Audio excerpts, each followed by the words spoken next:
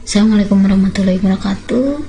Masih di pertemuan 5 Matematika Diskrit 1 tentang himpunan. Kali ini kita akan membahas tentang macam-macam himpunan ya. Nah, himpunan yang memiliki kardinal 0 itu disebut dengan himpunan kosong atau disebut dengan null set ya. Karena kardinalnya adalah 0, disebut sebagai himpunan kosong atau null set ya. Kosong di sini istilah lainnya adalah nihil atau hampa ya, atau elemen yang tidak memiliki atau himpunan yang tidak memiliki elemen ya. Dinotasikan seperti ini ya. Ini adalah himpunan kosong seperti ini juga atau bentuk seperti ini ya. Contoh misalkan E adalah sebuah himpunan yang elemennya adalah X, di mana X kurang dari X. Ada nggak X kurang dari X? 1 kurang dari 1 ya, tidak ada ya. Maka berarti kardinal dari himpunan E adalah 0. Berarti E itu adalah himpunan kosong karena himpunan ini tidak memiliki anggota. Contoh berikutnya himpunan P, yaitu himpunan orang Indonesia yang pernah ke bulan ya. Ada nggak orang Indonesia yang pernah ke bulan? Nggak ada. Maka berarti P ini adalah himpunan kosong atau null set karena tidak ada orang Indonesia yang pernah ke bulan, sehingga kardinalnya adalah 0. Atau contoh yang lain misalkan A itu adalah sebuah himpunan yang elemennya adalah X, di mana X adalah akar-akar persamaan kuadrat dari X kuadrat ditambah 1 sama dengan 0. Ada nggak akar persamaan kuadrat yang X kuadrat ditambah 1 hasilnya adalah 0? Nggak ada, sehingga kardinal dari himpunan A juga adalah 0, sehingga A itu adalah himpunan kosong ya. Jadi null set atau himpunan kosong adalah himpunan yang tidak memiliki anggota, sehingga kardinalnya adalah 0. Nah, berbeda dengan seperti ini ya. Kalau himpunan ini berarti ini bukan himpunan kosong, tapi sebuah himpunan yang memiliki satu elemen, yaitu elemennya adalah himpunan kosong ya. Atau misalkan seperti ini ya. Ini juga sama, berarti ini adalah sebuah himpunan yang memiliki dua elemen, yaitu himpunan kosong dan himpunan lain yang elemennya adalah himpunan kosong, atau bisa ditulis seperti ini ya. Jadi kalau sebuah himpunan yang elemennya adalah himpunan kosong, berarti bukan himpunan kosong karena ia memiliki satu elemen, elemennya yaitu adalah himpunan kosong. Bisa dipahami ya, berarti dia memiliki satu elemen yaitu himpunan kosong. Yang kedua, himpunan bagian atau yang disebut dengan subset ya. Sebuah himpunan dikatakan himpunan bagian dari himpunan yang lain jika dan hanya jika setiap elemen A merupakan elemen dari B ya. Jadi himpunan, kalau misalkan ada dua buah himpunan, himpunannya itu A dan B, maka A dikatakan himpunan bagian dari B jika dan hanya jika elemen di himpunan A merupakan elemen dari himpunan B juga ya.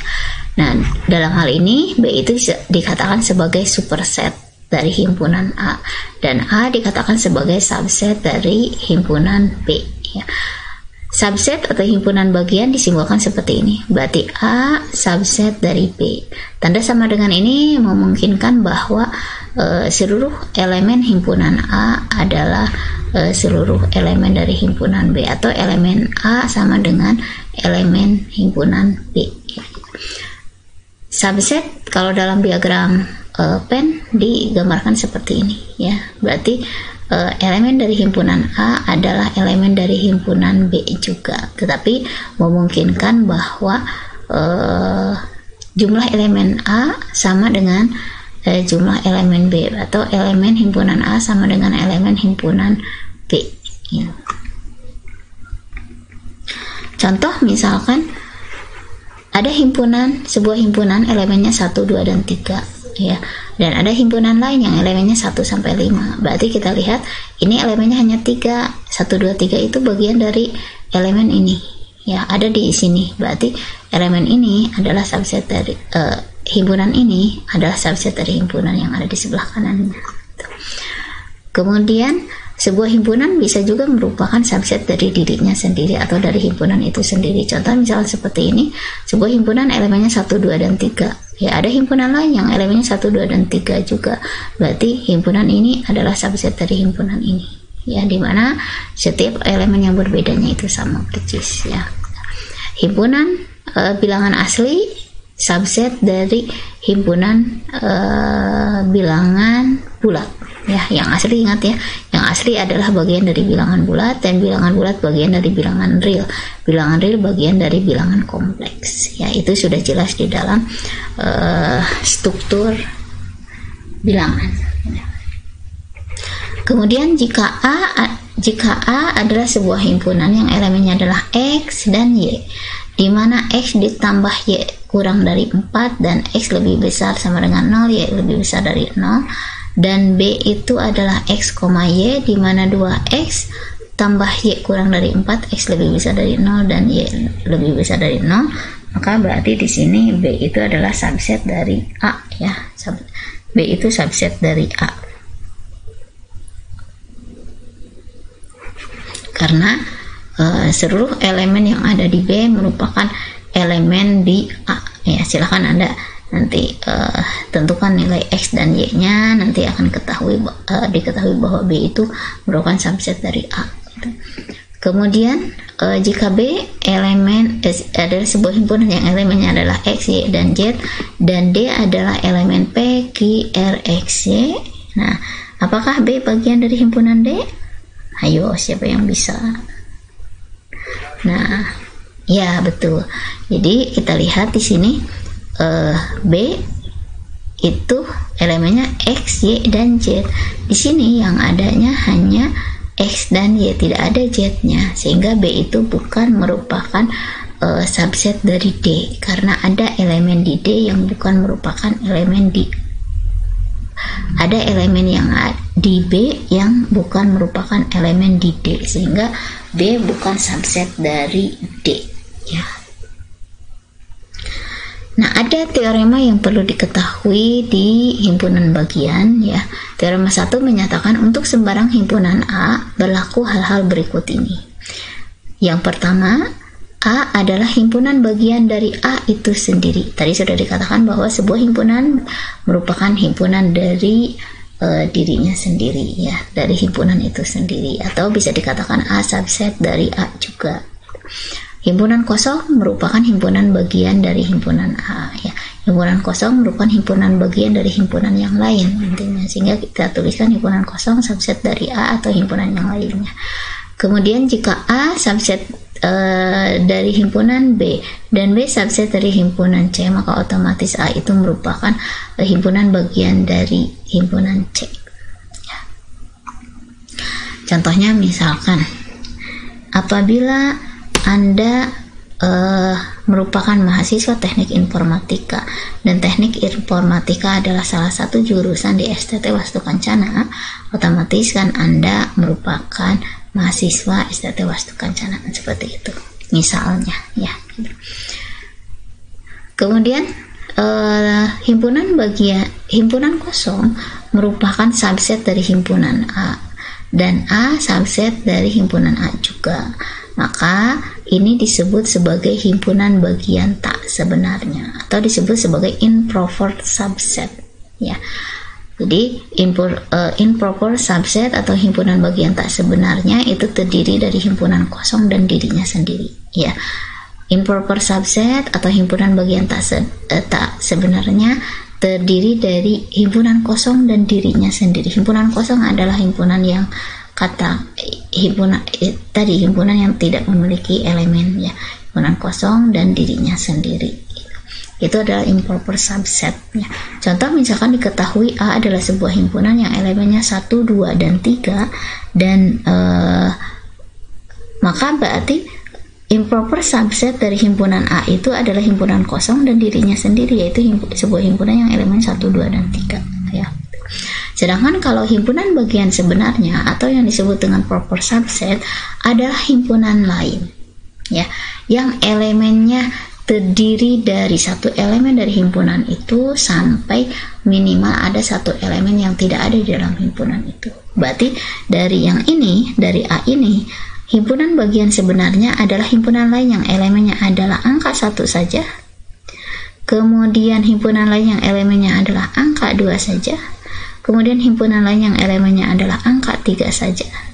Kemudian himpunan lain yang elemennya adalah angka 1 dan 2 saja. Kemudian himpunan lain yang elemennya adalah angka 1 dan 3 saja. Dan himpunan lain yang elemennya adalah angka 2 dan 3 saja, ya. Jadi himpunan bagian tak sebenarnya anggotanya itu minimal 1 dan maksimal itu N-1. Jadi kalau di himpunan A itu elemennya adalah 3, maka himpunan bagian sebenarnya itu maksimal memiliki elemen jumlahnya adalah 2. Berarti minimal harus ada satu elemen yang tidak termasuk. Bisa dipahami ya? Gitu. Nah, nanti improper subset atau himpunan bagian tak sebenarnya dengan proper subset bergabung nanti membentuk yang disebut dengan power set atau himpunan kuasa.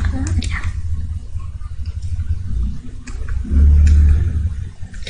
Nah, sekarang bagaimana kalau seperti ini?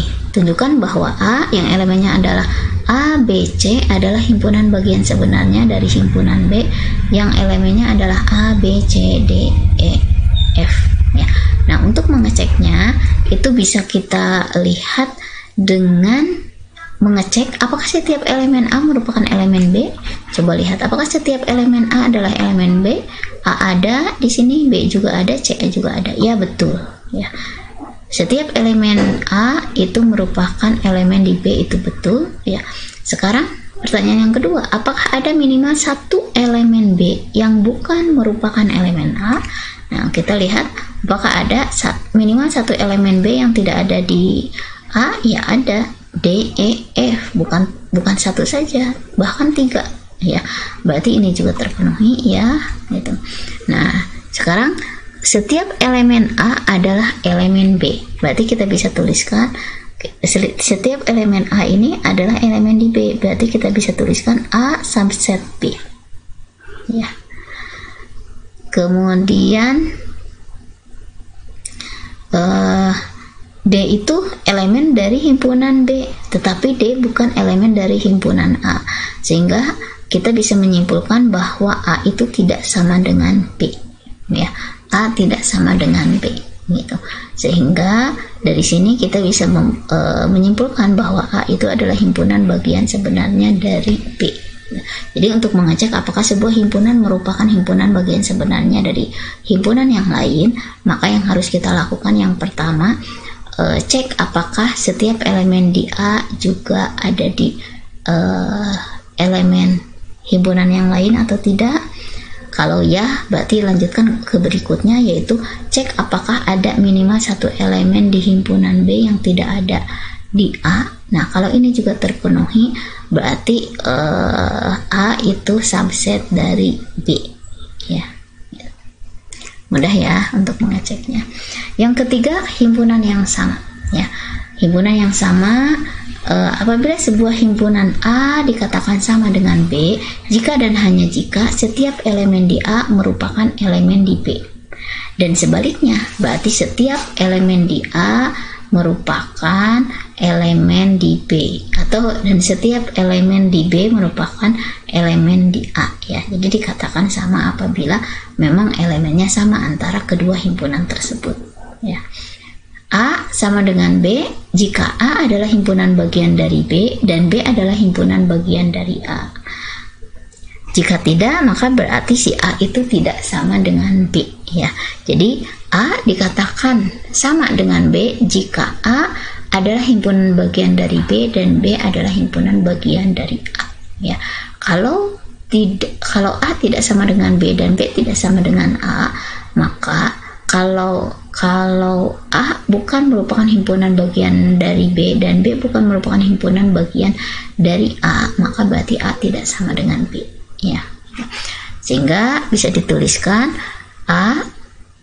himpunan A sama dengan himpunan B jika dan hanya jika, ingat ya, ini simbol biimplikasi, jika dan hanya jika A subset B dan B subset A Ingat kata dan, berarti keduanya ini harus terpenuhi. A subset B dan B subset A, ya. Jadi dua buah himpunan dikatakan sama apabila A merupakan himpunan bagian dari B dan B juga himpunan bagian dari A, ya. Atau dikatakan bahwa elemen kedua himpunan tersebut memang sama, ya.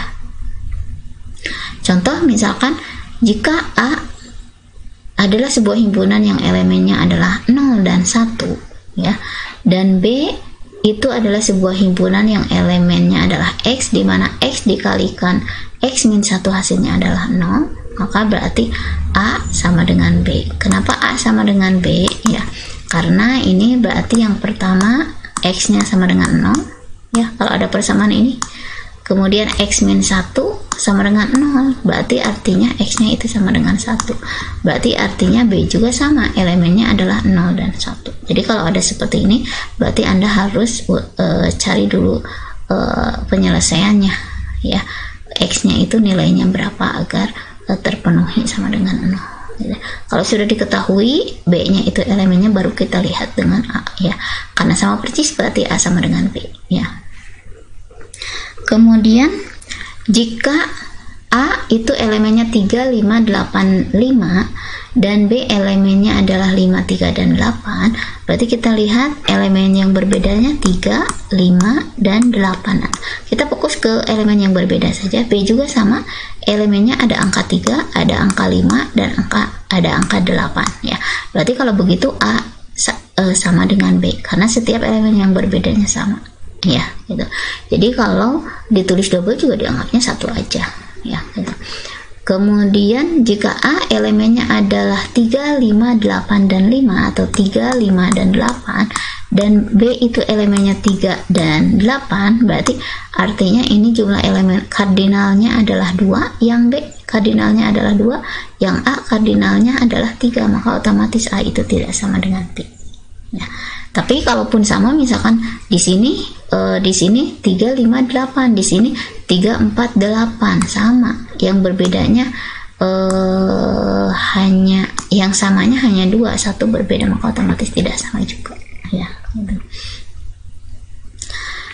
Nah, dalam himpunan yang sama, urutan elemen dalam himpunan tidak penting sesuai dengan definisi dari himpunan itu, ya.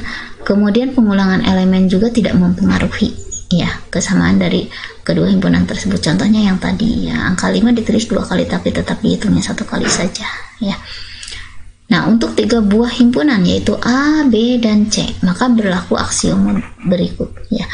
A itu akan sama dengan A, B sama dengan himpunan B, dan C sama dengan himpunan C, ya. Jika A sama dengan B, maka otomatis jika A sama dengan B, maka B juga sama dengan A. Jika A sama dengan B dan B sama dengan C, maka otomatis A sama dengan C, ya. Ini aksioma untuk himpunan yang sama. Berikutnya himpunan yang ekivalen, ya. Dua buah himpunan dikatakan ekivalen jika memiliki kardinal yang sama, ya. Memiliki kardinal yang sama berarti memiliki jumlah elemen yang berbedanya itu sama, ya.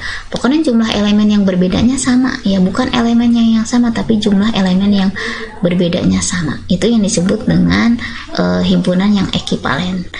Dinotasikan seperti ini: A ekivalen dengan B jika dan hanya jika kardinal A sama dengan kardinal B, ya. Contoh misalkan diketahui sebuah himpunan A elemennya adalah 1, 3, 5, dan 7 dan B elemennya adalah A, B, C, D, berarti kita tentukan kardinalnya. Kita lihat kardinal A, jumlah elemen yang berbeda di A berapa? 4 ini, ya. Kemudian jumlah elemen yang berbeda di B 4 juga, ya. Berarti kita lihat kardinal A dengan kardinal B sama, yaitu sama-sama dengan 4, sehingga kita bisa tuliskan A ekivalen dengan B atau disimbolkan seperti ini, ya. Mudah, ya. Nah, Kemudian yang kelima, himpunan saling lepas ya. Dua buah himpunan A dan B dikatakan saling lepas atau disjoint jika keduanya tidak memiliki elemen yang sama. Nanti biasanya dalam diagram Venn akan digambarkan sebagai dua himpunan yang tidak saling beririsan atau tidak saling berpotongan ya. Berarti A misalkan ini dengan B, maka artinya A dan B ini tidak memiliki elemen yang sama ya. Dinotasikan seperti ini, berarti A disjoint B ya, artinya A tidak memiliki elemen yang sama dengan B ya. Contoh misalkan diketahui A sebuah himpunan yang elemennya adalah X, di mana X adalah elemen bilangan bulat positif ya, dan X kurang dari 8 ya. Dan himpunan B elemennya ada 10, 20, 30 dan seterusnya. Berarti kita lihat bilangan bulat positif X kurang dari 8 ya. Bulat positif itu berarti kan dari 1 ya, dari 1 sampai 8 ya, 1, 2, 3, 4, 5 sampai 8 ini ya gitu. Sedangkan ini elemennya dari 10, 20 dan 30, tidak ada elemen yang sama di antara kedua himpunan ini, maka kita tuliskan A disjoint B. Nah, itu untuk himpunan yang macam-macam himpunan ya. Jadi ada himpunan kosong, kemudian himpunan yang sama, himpunan bagian sebenarnya, himpunan bagian tak sebenarnya, himpunan yang saling lepas, dan himpunan yang ekivalen ya. Nah, untuk himpunan kuasa atau disebut power set kita bahas di video yang lain. Mudah-mudahan ada yang bermanfaat. Sekian, terima kasih. Assalamualaikum warahmatullahi wabarakatuh.